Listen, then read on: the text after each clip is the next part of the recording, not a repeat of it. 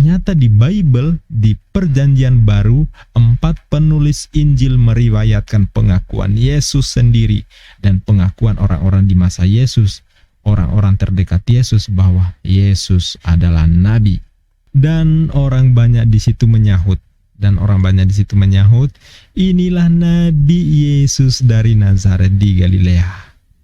Inilah Nabi Yesus dari Nazaret di Galilea. Yesus atau Isa Al-Masih adalah pasti seorang nabi dalam Al-Quran maupun dalam Bible. Sekali lagi saya katakan, Yesus atau Isa Al-Masih adalah pasti seorang nabi dalam Al-Quran maupun dalam Bible. Jadi, sekali lagi bagi saudaraku Kristen yang menolak penamaan Isa Al-Masih terhadap Yesus, maka Anda jangan protes ke Muslim, tapi protes ke penerjemah ini, sebab mereka yang bikin, dan ini 100% bukan Muslim tentu saja ya. Jadi jangan menolak nama Isa Al-Masih seolah-olah tokoh yang berbeda dengan Yesus, sementara di terjemahan Bible Anda sendiri menulis seperti itu.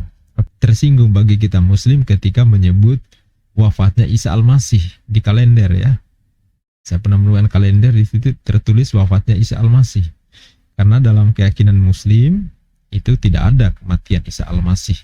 Karena bagi kepercayaan Muslim, satu-satunya nabi yang sampai sekarang belum pernah mengalami kematian yaitu Isa Al-Masih atau Yesus Kristus. Sedangkan dalam iman Kristen, Yesus itu pernah mati 3 hari kemudian bangkit, ya 40 hari kemudian diangkat ke sorga. Kan gitu ya dalam keyakinan saudara kita di Kristen.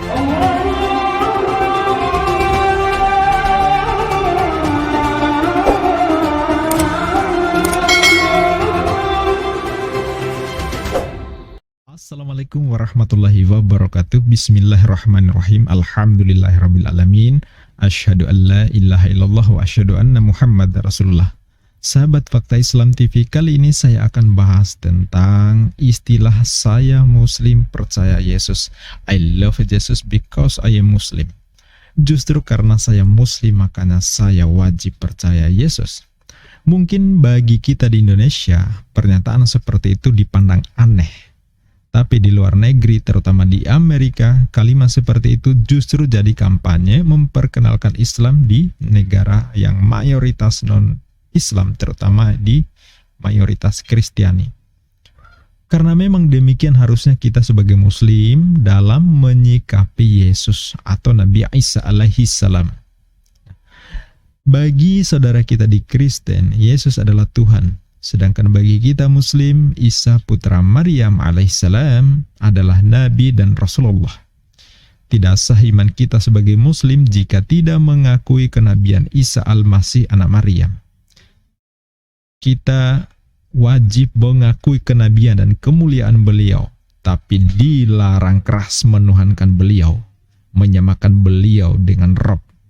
Itu kesyirikan yang nyata dan pelakunya diancam kekal di neraka.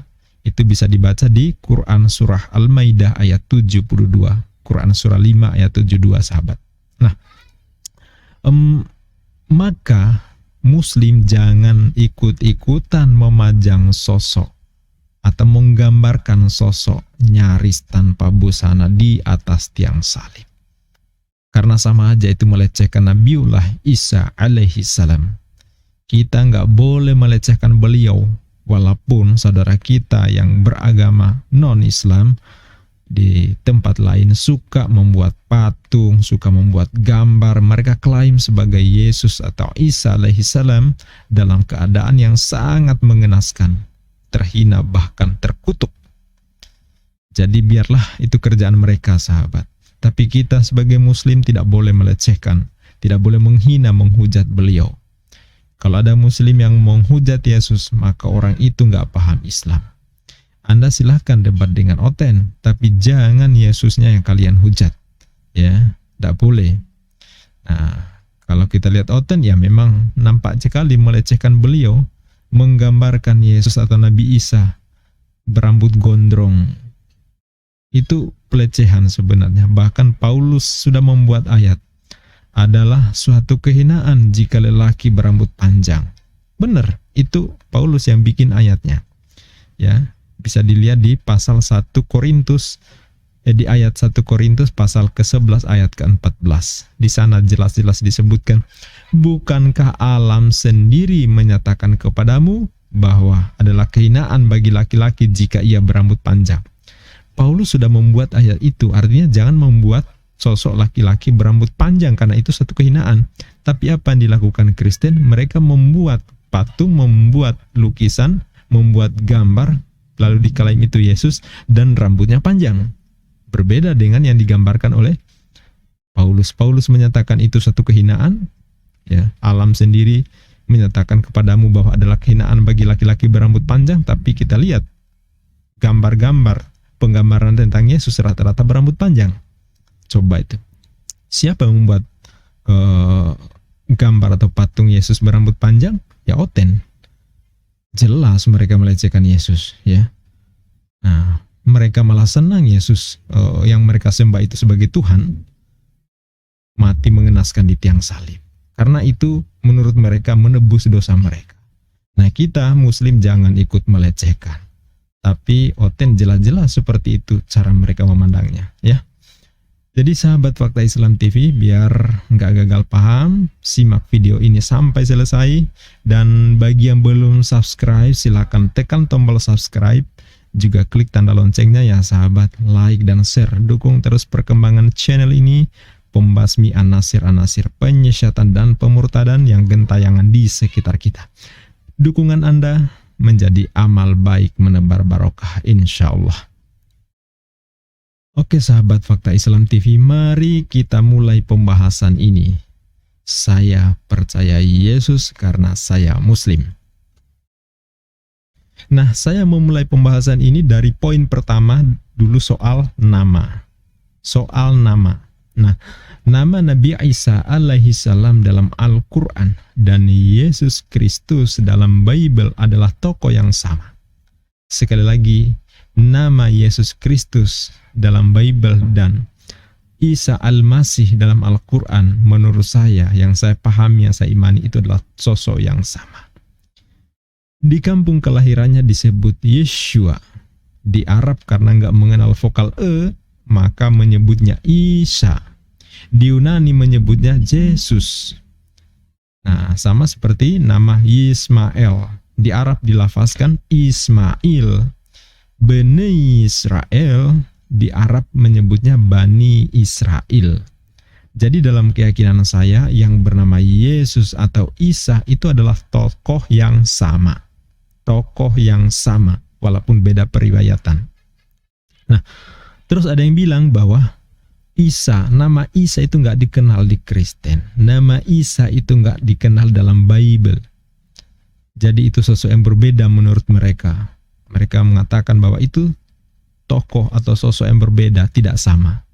Hanya karena namanya berbeda. Tapi saya bilang, emangnya nama Yesus itu dikenal di kampung kelahirannya? Enggak ada. Ya.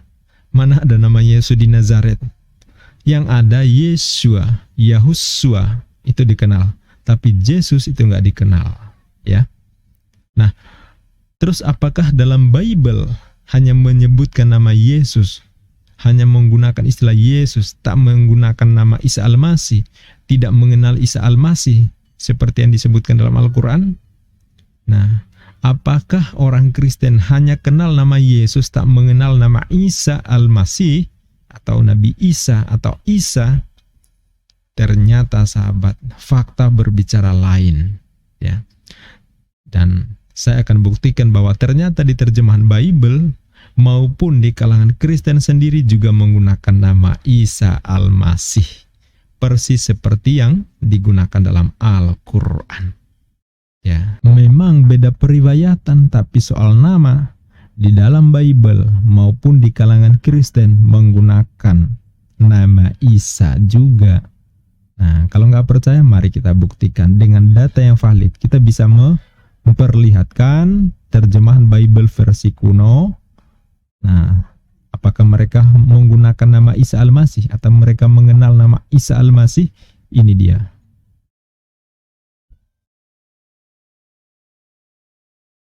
Nah, ini sahabat, saya tunjukkan lihat di kitab Perjanjian Baru di Yohanes 17 pasal ke-17 ayat ketiga. Di sini disebutkan di versi terjemahan baru 1974, inilah hidup yang kekal itu, yaitu bahwa mereka mengenal Engkau satu-satunya Allah yang benar dan mengenal Yesus Kristus yang telah Engkau utus. Ya, siapa yang diutus? Yesus Kristus. Siapa yang mengutus? Allah yang benar. Jelas ya, 17 ayat 3. Yang mengutus Allah yang benar, yang diutus Yesus Kristus.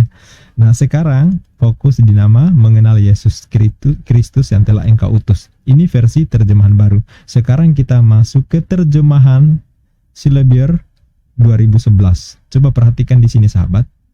Inilah hidup yang kekal, yaitu bahwa mereka mengenal Engkau satu-satunya Allah yang benar dan mengenal Isa Al-Masih yang telah Engkau utus. Di sini jelas-jelas disebutkan mengenal nama Isa Al-Masih yang telah Engkau utus. Ya, nama Isa Al-Masih yang telah Engkau utus. Entah apa motifnya, entah apa modusnya, ya silakan kan tanya sendiri ke penerjemah ya, versi Bible terjemahan versi Silebier 2011. Nah, sekarang kita buka di versi kuno sahabat. Versi kuno kita, nah coba kita lihat di sini ya sahabat, di versi Klinker 1879.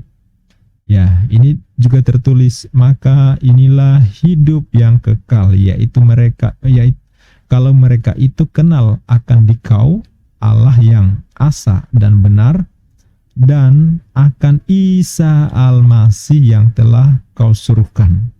Ya, jangan lama ya sahabat, Kau suruhkan. Ini Kau soeroehkan, maksudnya dibacanya Kau suruhkan, kamu utus maksudnya, yang kamu suruh. Siapa yang disuruh di sini? Isa Al-Masih. Siapa yang menyuruh? Allah yang asa dan benar. Oke. Jadi ini ada nama Isa Al-Masih. Bahkan di versi kuno ya, versi terjemahan Bible versi 4, ini juga disebut Mausaija Allah Ta'ala. Terbenar, Allah Ta'ala terbenar. Di sini Allah Ta'ala. Kalau kita Muslim, Allah Ta'ala. Allah Ta'ala adalah Allah yang maha tinggi. Ya. Terbenar dan Jesum Kristum. Yang mana mau sudah suro. Ya. Suro. Nah, ini juga menggunakan nama Allah Ta'ala. Nah, jadi ini tadi versi Klinker menggunakan nama Isa Al-Masih. Kemudian coba kita buka di sini di versi Kiesbury 1853. Di sini juga menggunakan Isa Al-Masih yang telah Engkau suruhkan. Nama Isa Al-Masih, menggunakan nama Isa Al-Masih juga. Nah, coba kita buka di versi Kiesbury 1866 juga menggunakan nama Isa Al-Masih yang telah Engkau suruhkan. Oke. Nah, kemudian Silebier Draft di sini juga menggunakan Isa Al-Masih. Ya, kemudian Melayu Baba juga menggunakan nama Isa Al-Masih yang Bapa sudah hantarkan. Ya. Oke. Jadi di versi-versi kuno dan bahkan di sini di versi Silebier ini juga menggunakan nama Isa Al-Masih. Jadi sekali lagi bagi saudaraku Kristen yang menolak penamaan Isa Al-Masih terhadap Yesus, maka Anda jangan protes ke Muslim, tapi protes ke penerjemah ini, sebab mereka yang bikin, dan ini 100% bukan Muslim tentu saja ya. Jadi jangan menolak nama Isa Al-Masih seolah-olah tokoh yang berbeda dengan Yesus, sementara di terjemahan Bible Anda sendiri menulis seperti itu. Bahkan bukan hanya di Bible, di perayaan-perayaan itu juga menyebut nama Isa Al-Masih, kenaikan Isa Al-Masih. Ya, bukan kenaikan Yesus Kristus, tapi menyebutnya kenaikan Isa Al-Masih. Tapi memang agak tersinggung bagi kita Muslim ketika menyebut wafatnya Isa Al-Masih di kalender ya. Saya pernah menemukan kalender, di situ tertulis wafatnya Isa Al-Masih. Karena dalam keyakinan Muslim itu tidak ada kematian Isa Al-Masih.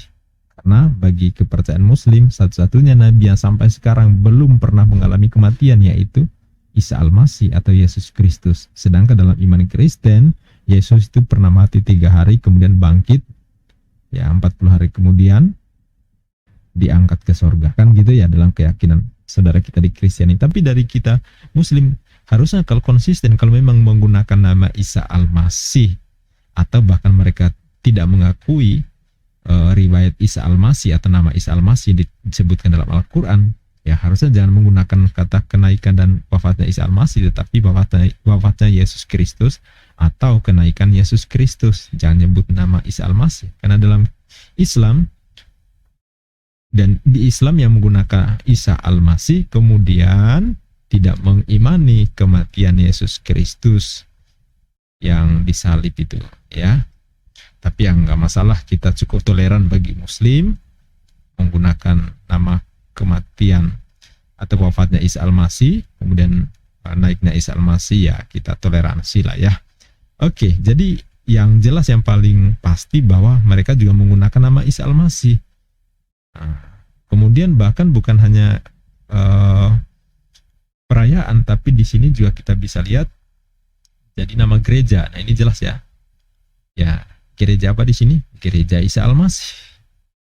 Ya, jadi ini nggak menyebut gereja Yesus Kristus, tapi menyebut gereja Isa Al-Masih. Ya, jadi Isa Al-Masih ternyata di Kristen cukup akrab. Jadi sekali lagi buat Anda, saudaraku di Kristen yang menolak nama Isa Al-Masih, ya jangan salahkan kami yang Muslim, tapi tanya kepada saudara kalian di Kristen kenapa menggunakan nama Isa Al-Masih baik dalam Bible maupun di perayaan maupun di nama gereja seperti ini. Oke, sekarang kita lanjut ke poin yang ketiga. Poin yang kedua. Poin yang kedua dari pembahasan ini adalah Yesus atau Isa Al-Masih adalah pasti seorang nabi dalam Al-Quran maupun dalam Bible. Sekali lagi saya katakan, Yesus atau Isa Al-Masih adalah pasti seorang nabi dalam Al-Quran maupun dalam Bible. Mungkin ada yang bertanya, ya kalau dalam Al-Quran ya jelas-jelas disebutkan bahwa Isa Al-Masih seorang nabi, tapi apa iya di Bible juga Yesus Kristus itu disebut nabi? Nah, mari kita cek nanti ya. Oke, kalau dalam Al-Quran itu sudah sangat jelas ya, beliau adalah nabi yang diutus untuk Bani Israel. Banyak sekali ayatnya dalam Al-Quran, salah satunya adalah surah As-Saff ayat 6. Di sana Allah berfirman, dan ingatlah ketika Isa bin Maryam berkata, hai Bani Israel, sesungguhnya aku adalah utusan Allah, Rasulullah ya kepadamu, membenarkan kitab sebelumku yaitu Taurat, yang memberi kabar gembira dengan akan datangnya seorang rasul atau nabi yang akan datang sesudahku, maksudnya sesudah Nabi Isa alaihissalam yang namanya Ahmad atau Muhammad ya.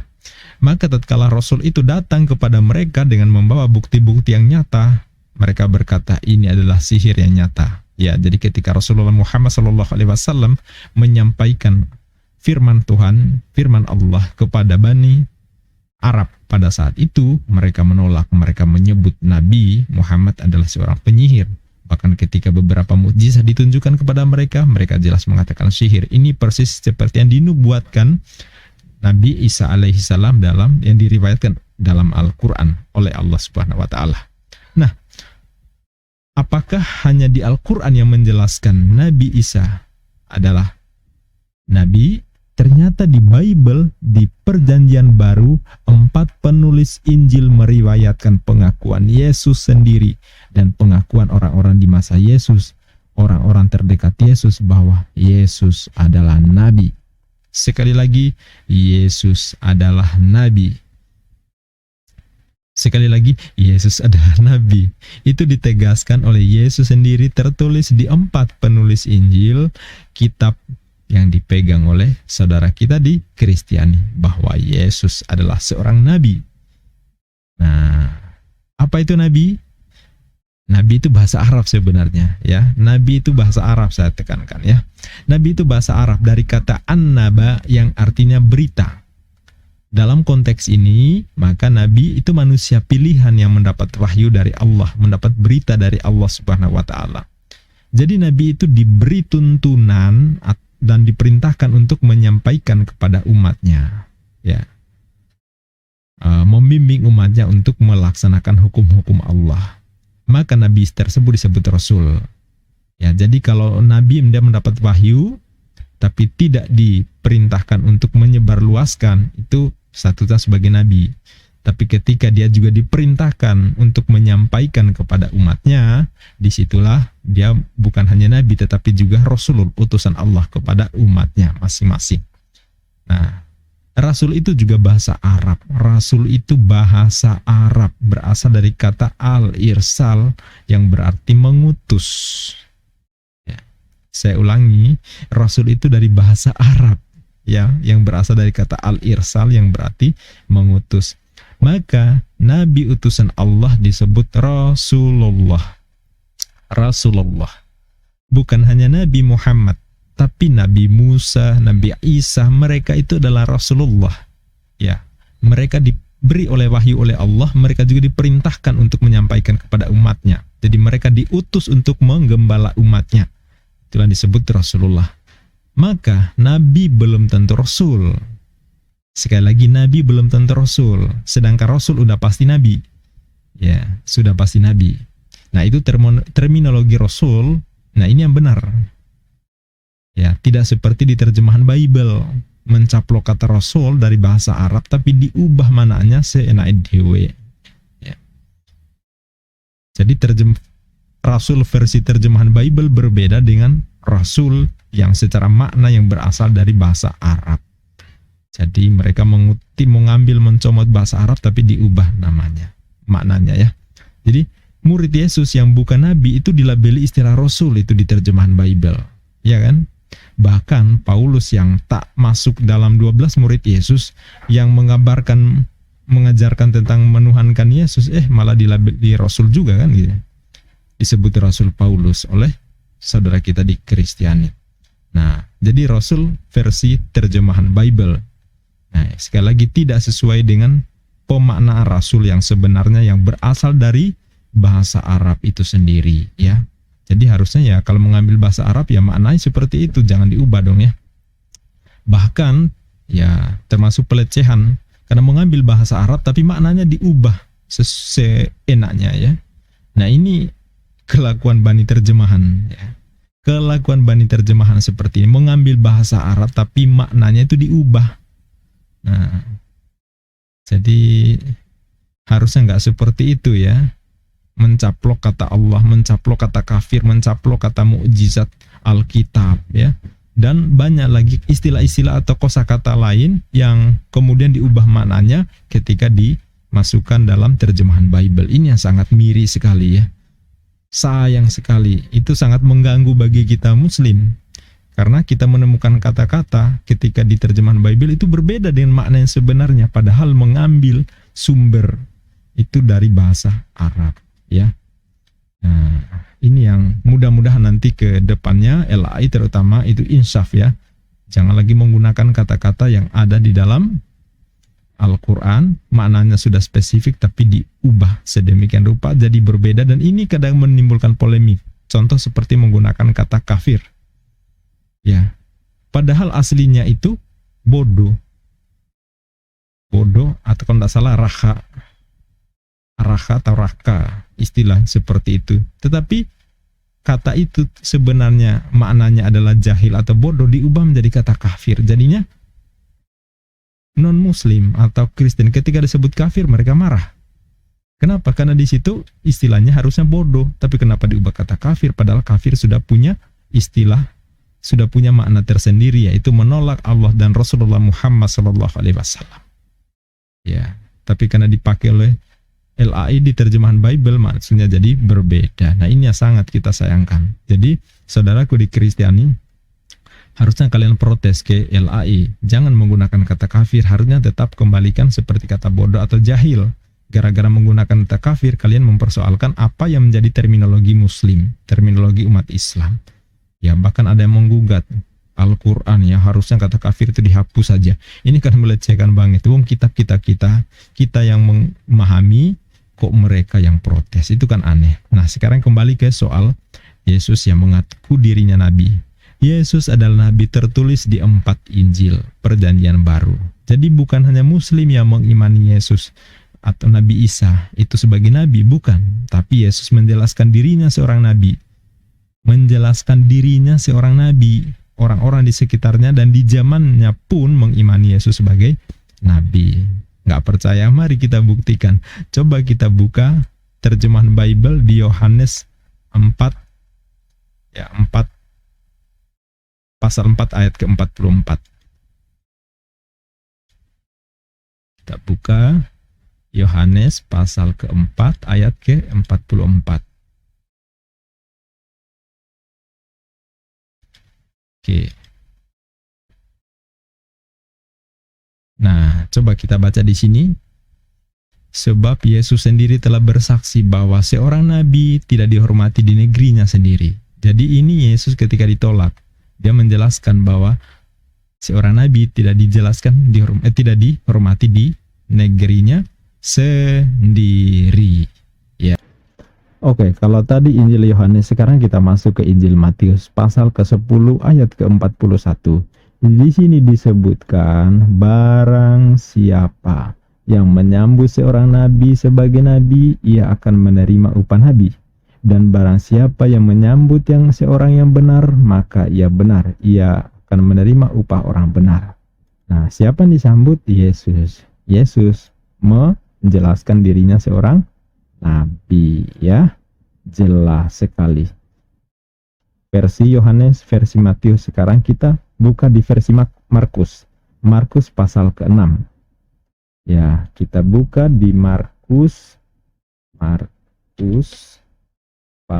ke-6. Pasal ke-6 kita baca semuanya ya.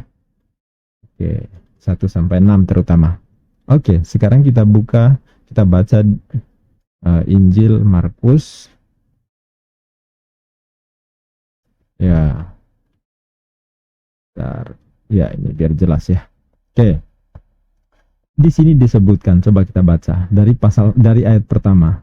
Kemudian Yesus berangkat dari situ dan tiba di tempat asalnya, sedangkan murid-muridnya mengikuti dia. Jadi Yesus tidak sendiri tapi diikuti oleh murid-muridnya.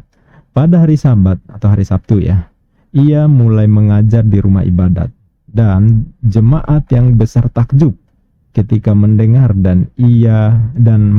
ketika dia dan mereka berkata, dari manakah diperolehnya semua itu? Hikmat apa pulakah yang diberikan kepadanya? Dan mukjizat-mukjizat yang demikian bagaimanakah dapat diadakan oleh tangannya?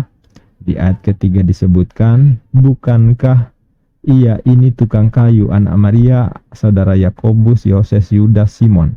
Dan bukankah saudara-saudaranya yang perempuan ada bersama kita? Lalu mereka kecewa dan menolak dia. Jadi ini Bani Israel itu menolak Yesus. Maka Yesus berkata kepada mereka. Nah ini ya. Yesus berkata kepada mereka, seorang nabi dihormati di mana-mana kecuali di tempat asalnya sendiri, di antara kaum keluarga dan di rumahnya.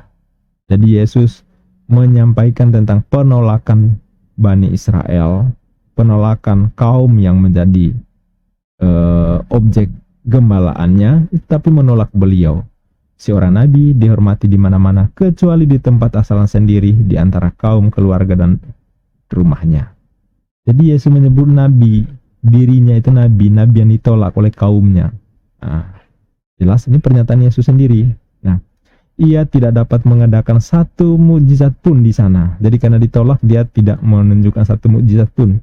Ya, kecuali kesembuhan beberapa orang sakit dengan meletakkan tangannya. Dan Yesus meletakkan tangannya, sembuh ya di atas mereka. Maka ia merasa heran dengan tidak percayaan mereka. Ini yang menarik ayatnya ya. Ini yang menarik ayatnya. Ya, di Markus 6:6 ini ya. Ya, saya perbesar ya. Oke. Jadi yang heran ini siapa? Yesus. Jadi Yesus ini heran atas ketidakpercayaan mereka, lalu Yesus berjalan keliling dari desa sambil mengajar. Oke. Nah, ini menarik sahabat. Kenapa saya sebut menarik? Coba sahabat perhatikan ya. Jelas-jelas di sini Yesus heran ya. Karena kelakuan umatnya yang tidak menerima kenabiannya, kan gitu ya. Tidak menerima ajaran yang disampaikan oleh Yesus. Nah, kalau kita ngobrol dengan Oten, katanya Elohim, inkarnasi dalam rupa manusia, itu untuk menjadi setara dengan manusia, agar Elohim mudah memperkenalkan dirinya. Katanya mudah memperkenalkan dirinya. Nah, kenapa Yesus harus inkarnasi? Begitu kata mereka. Jadi sebelumnya Elohim, kata mereka ya, itu mengutus para nabi, ya Nabi Musa, Nabi Daud gitu ya, Nabi Solomon ya. Nah, untuk memperkenalkan Elohim, tapi manusia itu membangkang. Nah, makanya Yesus harus turun ke dunia, ya Elohim turun ke dunia dalam rupa Yesus. Itu untuk apa? Untuk memperkenalkan dirinya agar tidak ditolak lagi tentunya ya. Karena dia harus mengambil rupa manusia, diam di antara kita dalam rupa Yesus, maka itulah Elohim, supaya bisa dikenal. Jadi kalau kita tanya, kenapa sih masa Tuhan harus inkarnasi dalam rupa manusia? Mereka mengatakan begitu, bahwa dulunya ketika para nabi itu diingkari, ditolak, maka sekarang harus jadi dalam rupa Yesus. Ternyata ini faktanya ditolak juga, dan Yesus sendiri heran. Ya, kenapa ditolak gitu ya? Aduh, kalau Tuhan kok bisa di luar skenario gitu ya. Nah, pernyataannya begitu jelas bertentangan dengan fakta yang saya sajikan. Buktinya di zaman Yesus sampai sekarang lewat 2000 tahun, Bani Israel sampai hari ini tetap saja menolak ajaran Yesus. Betul kan? Tetap saja menolak ajaran Yesus. Bahkan kalau ada orang pakai salib masuk di Israel, waduh, itu langsung disingkirkan itu. Disuruh buka, jangan perlihatkan di situ. Ada, saya ketemu videonya gitu ya. Jadi ya, dan di sini jelas Yesus sendiri heran kok mereka tidak percaya gitu ya. Itu menunjukkan bahwa pernyataan saudara kita di Oten mengatakan bahwa Yesus inkarnasi dalam rupa manusia supaya memperankan Allah dia dalam dirinya sendiri supaya dikenal oleh umat manusia, itu jelas bertentangan dengan ayat ini. Yesus sendiri malah heran kok ya. Nah, maka saudaraku, kembalilah ke jalan yang benar. Jangan mengarang dogma, jangan mengarang doktrin yang tak berdasar. Saya percaya Yesus 100%, Nabi 100% utusan Allah, tapi 0% Yesus itu Tuhan. Itu dalam keimanan saya. Tapi kalau Anda percaya, ya silakan. Anda mengatakan Yesus 100% manusia, 100% ilahi, ya silakan. Tetapi pertanyakan kepada pastor atau pendeta, kapan istilah 100% manusia, 100% Allah itu dicetuskan? Ya, yang saya tahu itu adanya di konsili ya. Jadi bukan Yesus mengajarkan, tapi itu nongolnya istilah itu di konsili. Itu ya. Nah, tadi sudah versi Yohanes, sudah versi Matius, sudah versi Markus. Nah, sekarang masih di versi Matius. Coba saya bukakan di versi Matius 13 ayat 57.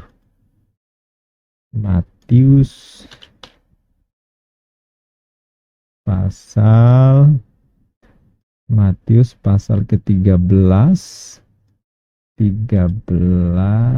ayat ke-57. Kita baca di sini. Oke, nah ini versi Matius. Lalu mereka kecewa dan menolak dia. Maka Yesus berkata kepada mereka, seorang nabi dihormati di mana-mana kecuali di tempat asalnya sendiri dan di rumahnya. Sama seperti yang disampaikan di Injil Yohanes, sama seperti disampaikan di Injil Markus tadi. Injil Matius 13:57 juga menunjukkan pernyataan Yesus sendiri, seorang nabi dihormati di mana-mana kecuali di rumahnya sendiri atau di tempat asalnya sendiri, yaitu di kalangan Bani Israel. Sahabat Fakta Islam TV, tadi saya mengatakan bahwa 4 penulis Injil semuanya meriwayatkan hal yang sama, penegasan Yesus yang menjelaskan dirinya seorang nabi yang ditolak di rumahnya, ditolak di tempat asalnya, ditolak di kampung halamannya, ditolak di kaumnya. Ya, Markus sudah, Matius sudah, Yohanes sudah. Sekarang giliran kita buka Injil Lukas. Injil Lukas tertulis di Lukas pasal 4 ayat ke-24. Pasal ke-4 ayat 24 Injil Lukas. Ini dia. Oke. Dan katanya lagi, siapa yang berkata ini? Yesus ya. Aku berkata kepadamu, sesungguhnya tidak ada nabi yang dihargai di tempat asalnya. Tidak ada nabi yang dihargai di tempat asalnya. Siapa yang tidak dihargai di tempat asalnya ini adalah Yesus sendiri. Jadi sangat jelas sahabat, pernyataan Yesus seperti itu. Yesus menyebut dan mengaku dirinya nabi yang ditolak di rumahnya dan di negerinya, di tempat asalnya. Yang dimaksud adalah penolakan di sini yaitu Bani Israel, umat yang digembalanya. Oke. Nah, bahkan bukan hanya Yesus yang menyatakan dirinya tentang nabi, ya, tapi orang di masa itu juga ada yang percaya dan mengimani Yesus sebagai nabi. Jadi yang menolak ada, tapi yang diantaranya yang mengimani, mempercaya bahwa Yesus seorang nabi juga ada. Kita bisa baca di Matius pasal ke-21 ayat ke-11. Kita buka di Matius pasal pasal ke-21 pasal ke-21 ayat ke-11. Oke. Ya. Perhatikan sahabat, dan orang banyak di situ menyahut. Inilah Nabi Yesus dari Nazaret di Galilea. Inilah Nabi Yesus dari Nazaret di Galilea. Di sini tidak disebut inilah Tuhan Yesus dari Nazaret di Galilea. Tidak. Di sini jelas-jelas disebut inilah Nabi Yesus dari Nazaret di Galilea. Kesaksian yang sama bisa kita baca di Lukas pasal ke-24 ayat ke-19. Lukas ya, pasal ke-24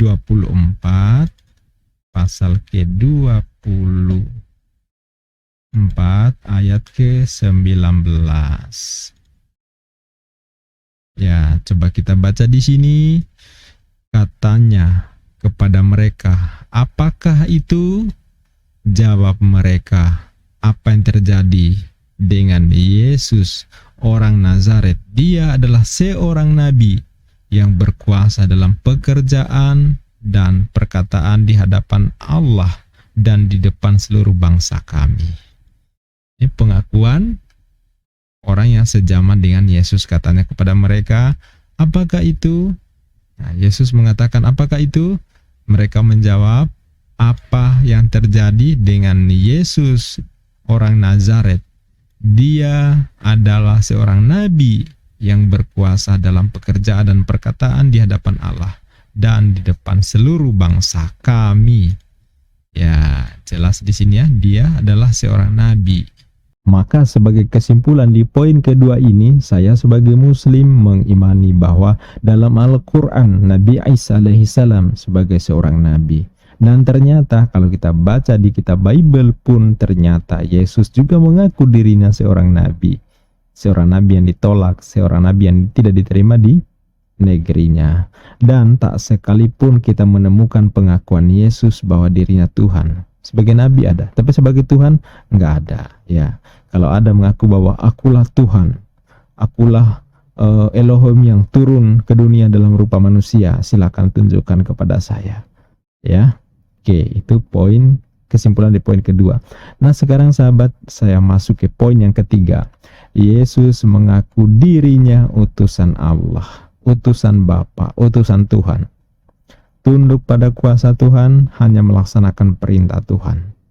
Itu ada di berbagai kesaksian Yesus di ayat-ayat Injil di Perjanjian Baru. Saya menggunakan dasar kesaksian Yesus sendiri karena menurut saya yang paling tahu siapa Yesus tentu Yesus sendiri dibanding siapapun. Yesus mengaku dirinya diutus oleh Bapa. Tak sekalipun Yesus mengaku dirinya Bapa yang inkarnasi dalam rupa manusia. Nah, sekarang mari kita baca di beberapa ayat yang saya rekomendasikan. Yang pertama Yohanes 17 ayat 3 tadi yang sudah kita baca, Yohanes 17 ayat 8, Yohanes 12:49, Yohanes 5:30 ya. Coba kita buka Yohanes, kita ulangi di Yohanes 17 ayat 3 tadi supaya makin memberikan penjelasan yang terang ya.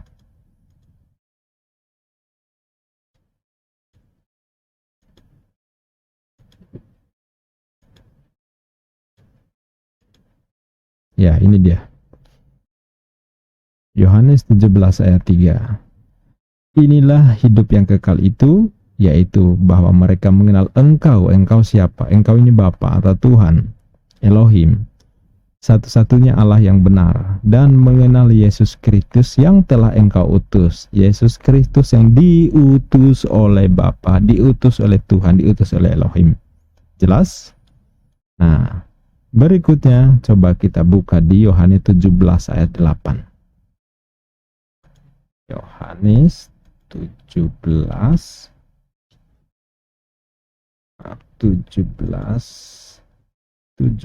ayat ke-8.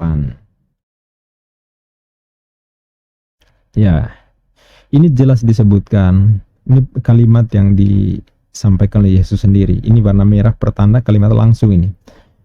Sebab segala firman yang engkau sampaikan kepadaku telah kusampaikan kepada mereka, dan mereka telah menerimanya. Mereka tahu benar-benar bahwa aku datang daripadamu, dan mereka percaya bahwa engkaulah telah mengutus aku. Yohanes 17 ayat 8 ini sekaligus membantah ayat lainnya yang menyebut bahwa firman telah menjadi manusia, yaitu Yesus. Yesus adalah firman dalam rupa manusia. Sebab di Yohanes 17 ayat 8 ini jelas Yesus menerima firman. Siapa memberi firman? Bapa, Tuhan. Siapa menerima firman? Yesus. Ya, sebab segala firman yang engkau sampaikan kepadaku, berarti segala firman yang dari Bapa disampaikan kepada Yesus, telah kusampaikan kepada mereka. Siapa mereka? Murid Yesus, dan mereka telah menerimanya.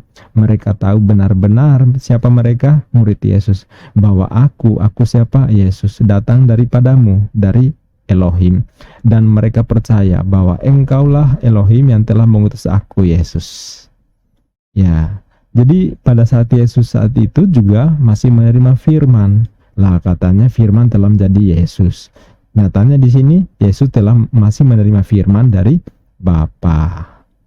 Jadi ini kesaksian Yesus justru bertentangan dengan ayat yang di Yohanes 1. Pada mulanya firman bersama-sama dengan Allah, dan firman adalah Allah. Dari situ lantas Kristen menyebutkan bahwa Yesus adalah firman Allah yang telah menjadi manusia. Dasarnya di Yohanes 1:14.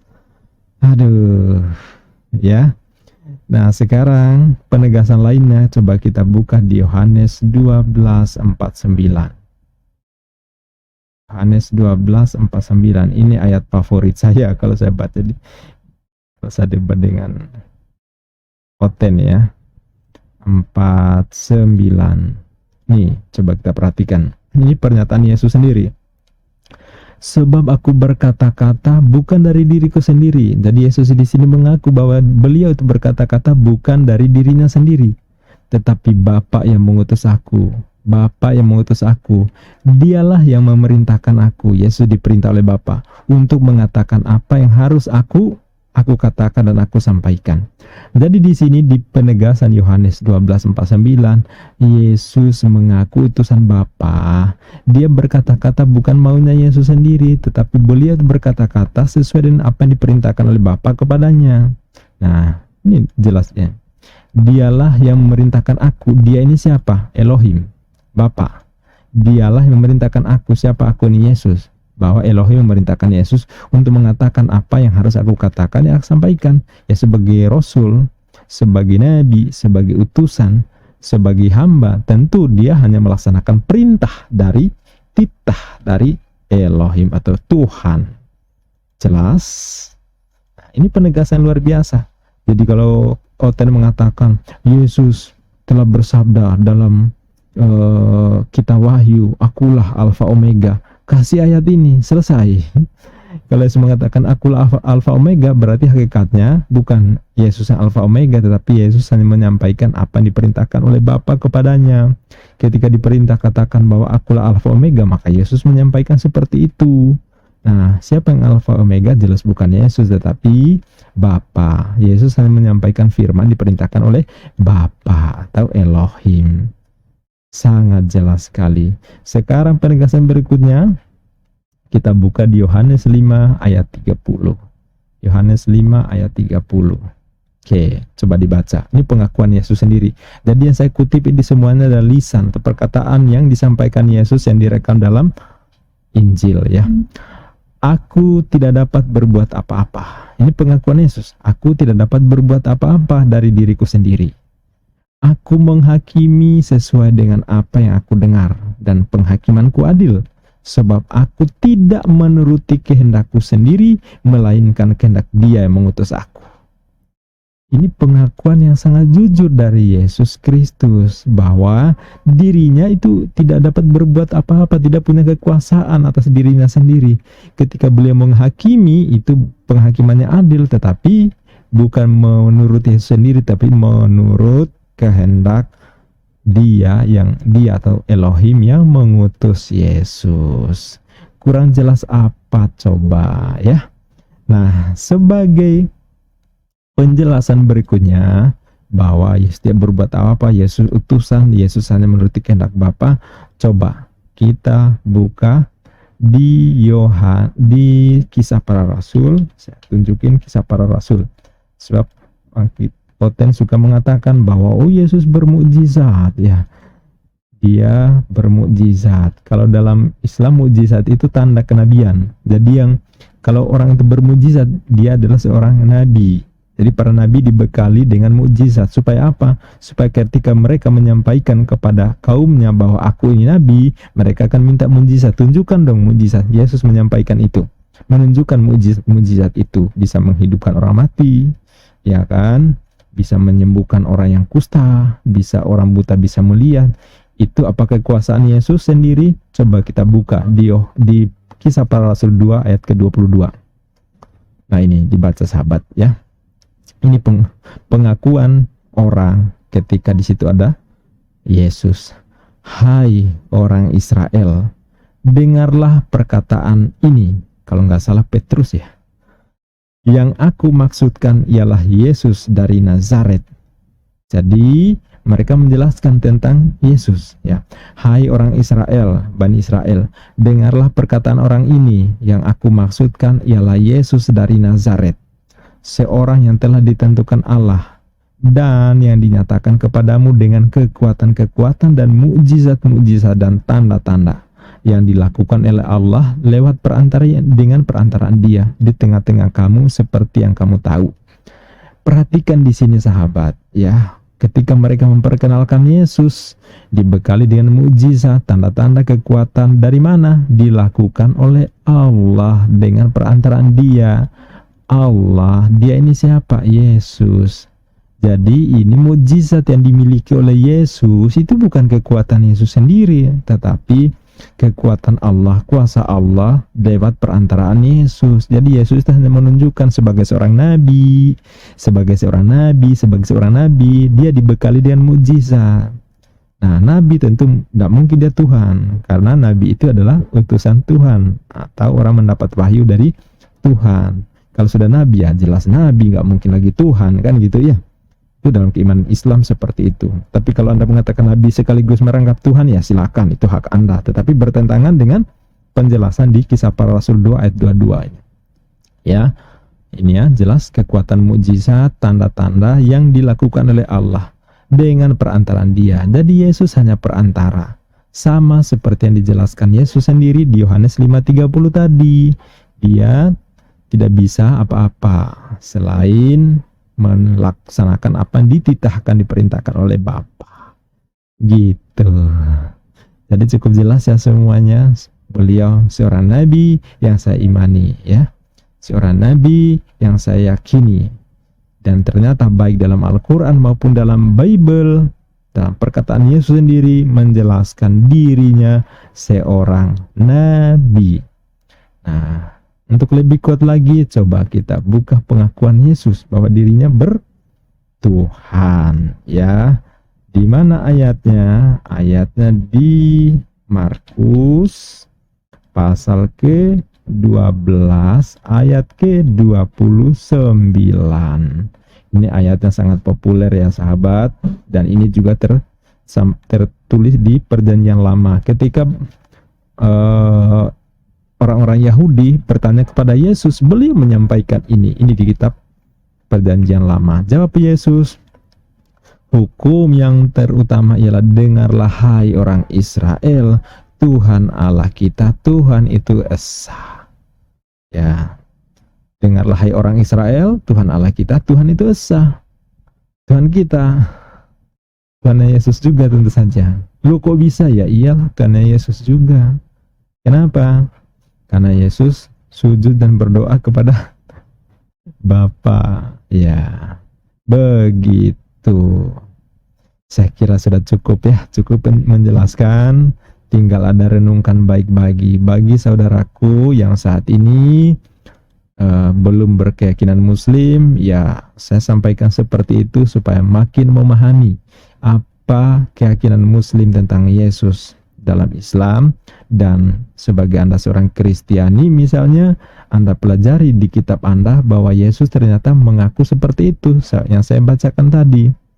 Nah, jadi kalau kita perhatikan di kesaksian-kesaksian Yesus di 4 penulis Injil, itu kita tidak akan menemukan kok pengakuan Yesus sebagai Tuhan. Ya, pengakuan Yesus sebagai Tuhan. Tetapi yang menjelaskan bahwa dia seorang Tuhan adalah Tuhan, itu justru kita temukan di surat-surat Paulus. Salah satunya adalah di surat Roma pasal 10 ayat ke-9. Saya bukakan deh ya. Jadi kalau Yesus tidak mengaku Tuhan, nah sekarang kita buka di kesaksian Paulus. Di Roma pasal ke-10 ayat ke-9. Itu kita buka. Nah ini coba dibuat sahabat. Ya. Ya. Sebab jika kamu mengaku dengan mulutmu bahwa Yesus adalah Tuhan dan percaya dalam hatimu bahwa Allah telah membangkitkan dia di antara orang mati, maka kamu akan diselamatkan. Jadi sahabat, kesaksian atau pengakuan penetapan Yesus sebagai Tuhan ternyata bukan kesaksian Yesus sendiri, bukan sabda Yesus sendiri, tetapi kita temukan justru banyak di ayat-ayat surat-surat Paulus di Roma, di Korintus, di Filipi. Nah, itu Paulus yang menyatakannya. Sedangkan Yesus tidak pernah kita temukan kesaksian bahwa siapa yang dengan mulutnya mengaku bahwa aku ini adalah Tuhan dan percaya dalam hatinya bahwa Allah telah membangkitkan aku di antara orang mati, maka kamu akan kuselamatkan. Enggak ada seperti itu. Ya, Yesus tidak mengajarkan seperti itu. Sebab dalam logika saya, dalam logik saya, kalau Yesus benar-benar Tuhan, diakui ketuhanannya, tentu yang paling pertama masuk Kristen itu harusnya adalah Bunda Maria. Kenapa saya sebut Bunda Maria? Karena Bunda Maria yang paling tahu siapa Yesus dibanding siapapun. Bunda Maria melahirkan. Bunda Maria yang hamil, kemudian melahirkan, yang mengasuh, yang memberi makan, yang ngelonin. Sampai dalaman-dalaman saya kira Bunda Maria yang paling tahu siapa Yesus. Sampai Yesus dewasa, Bunda Maria paling tahu. Andai Yesus itu Tuhan, maka Bunda Maria yang harusnya paling duluan menjadi seorang Kristen. Bunda Maria yang paling pertama menyembah Yesus, anaknya. Nyatanya keluarga besar Yesus nggak ada tuh yang mengaku dan mulut mereka bahwa Yesus adalah Tuhan dan percaya bahwa Yesus dibangkitkan di antara orang mati. Kita nggak pernah dapat tuh kesaksian keluarga besar Yesus soal itu. Jadi penuhanan Yesus justru kita temukan di surat-surat Paulus. Dan kalau kita baca sejarah penetapan Trinitas, Allah Bapa, Putra, Roh Kudus, Allah Bapa, Putra, Roh Kudus menjadi satu kesatuan dan ketuhanan itu justru di konsili penetapannya, ya. Jadi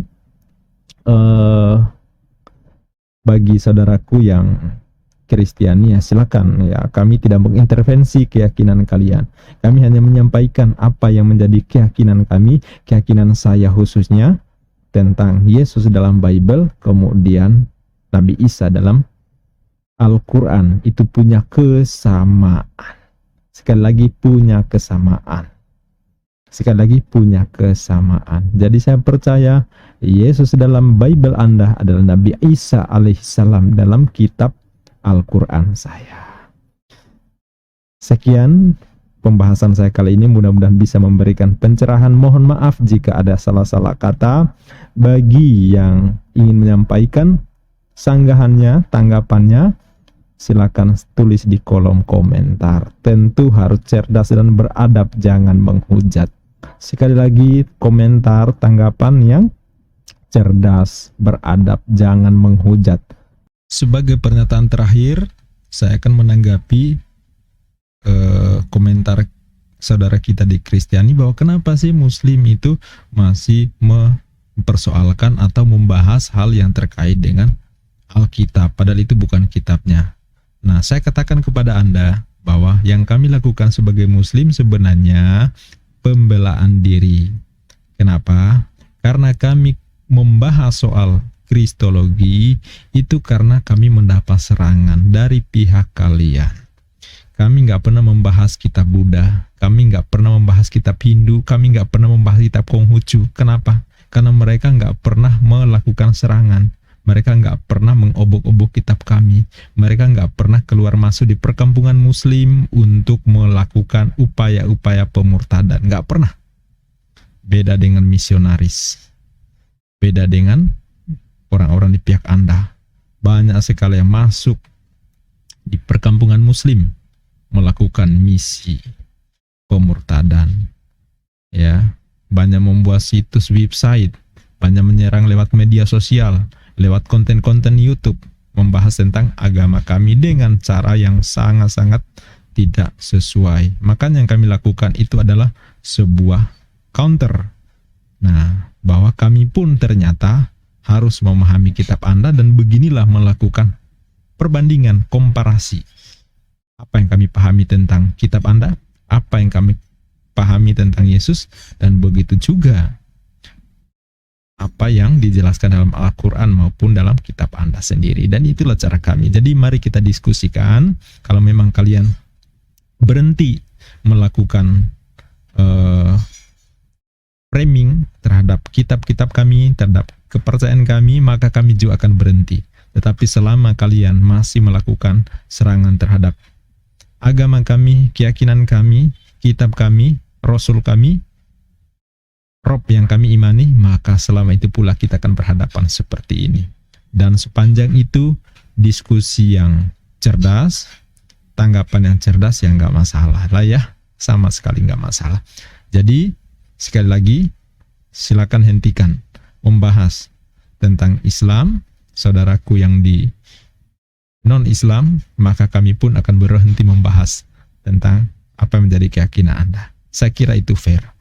Sekian, billahi taufiq wal hidayah. Wassalamualaikum warahmatullahi wabarakatuh.